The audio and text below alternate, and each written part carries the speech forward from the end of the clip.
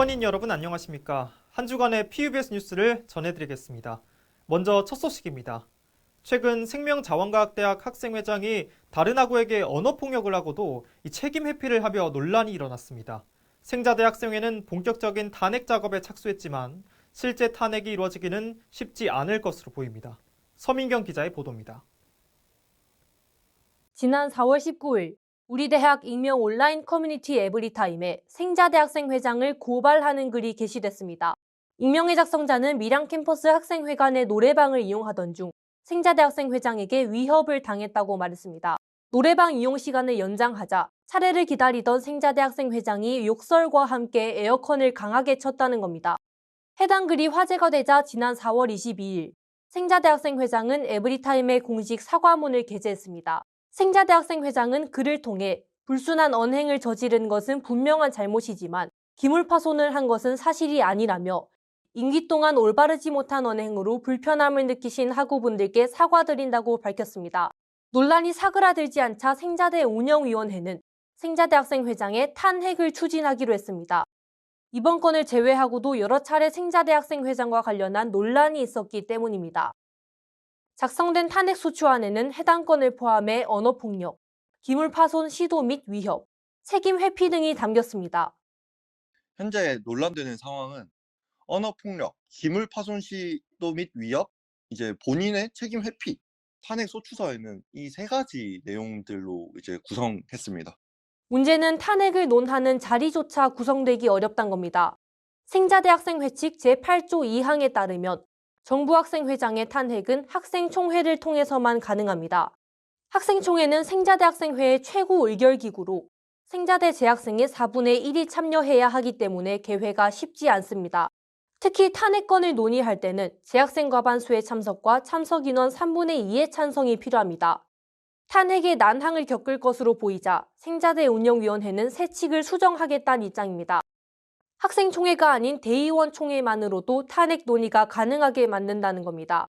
대의원 총회의 개회 요건은 재적 대의원의 과반수 출석으로 학생총회에 비해 열리기 쉽습니다. 하지만 새 측이 수정되더라도 이번 안건에 적용될 수 있을지는 미지수입니다. 안건이 개정 전에 발생했기 때문에 변경된 새 측을 적용하는 것에 논쟁의 여지가 있기 때문입니다. 생자대 학생회장은 이번 논란에 대해 아직 정확하게 결정된 내용은 없다며 해당 업무들이 마무리되면 공식 입장을 발표하겠다고 전했습니다. PUBS 뉴스 서민경입니다. PNU 버디 프로그램은 우리 대학 한국 학생과 외국인 학생을 1대1 또는 1대2로 연결하는 제도입니다. 외국인 학생들이 우리 대학에 적응하는 것을 돕기 위해 마련된 프로그램인데요. 올해부터 혜택이 줄고 또 활동 인증 조건이 완화되면서 여러 문제가 발생하고 있습니다. 자세한 내용 윤진영 기자가 보도합니다. 우리 대학 국제처에서 주관하는 PNU 버디 프로그램이 허술한 활동 인증 절차로 문제가 되고 있습니다. 버디로 활동하고 있는 일부 한국 학생들이 지정된 활동 시간을 지키지 않는데도 별다른 제재가 없는 겁니다. 문제는 올해부터 혜택이 줄고 활동 인증 조건이 완화되면서 발생했습니다. 기존에는 한 학기 내에 20시간을 활동하고 증빙사진 4장을 제출해야 했다면 올해부터는 한 학기 내에 15시간을 활동하고 증빙사진 1장만 제출하면 활동이 인정됩니다. 이로 인해 인증 절차에 허점을 악용하는 학생이 늘고 있습니다. 또한 활동 인증 절차가 타당하지 않다는 점도 문제시되고 있습니다. 활동 인증을 위해서는 보고서 작성이 필요하지만 보고서에는 같이 찍은 1장의 사진과 활동 내용을 한두 줄만 포함하면 됩니다. 이로 인해 사진만 촬영한 후 연락이 두절되는 등 여러 악용 사례가 발생하고 있습니다. 이에 버디 프로그램에 참여해본 유학생들은 대책 마련이 필요하다고 주장합니다. 버디 프로그램의 취지와 달리 한국 학생들의 참여가 부족해 제대로 된 도움을 받지 못한다는 겁니다. I think it would be really important for PNU to take more of a role within the buddy program, rather than just leaving it up to students to sort out themselves. Or, I think even having kind of like student managers or people to organize the buddy scheme more would be really important. 우리 대학 국제처는 문제점을 인지하고 있으나 대책을 마련하기엔 어렵다는 입장입니다. 국제처 관계자는 학생 스스로 본인이 채워야 하는 시간을 인지하고 이행할 것으로 생각하기 때문에 자격정지 등의 대책은 없다며 이번 학기의 경우 예산 부족으로 활동비도 없어 의무 시간까지 통제하기는 어렵다고 말했습니다. PUBS 뉴스 윤진영입니다. 우리 대학 총학생회가 정책 연구 개발을 위한 TF팀을 신설하고 학생 의견 수렴에 나섰습니다. 학생들은 설문조사를 통해 우리 대학에 대한 요구와 불만 사항을 드러냈는데요. 과연 어떤 의견들이 나왔을지 임보영 기자가 전해드립니다.